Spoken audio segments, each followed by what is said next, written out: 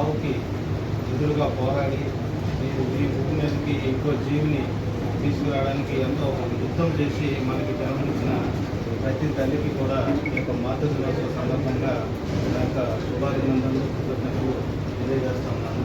ఈ సందర్భంగా ప్రతి తల్లి తన బిడ్డలను దేశం గర్వించే బిడ్డలుగా, సమాజానికి ఉపయోగపడే బిడ్డలుగా తయారు చేయడానికి ఎంతో కృషి చేస్తుంది.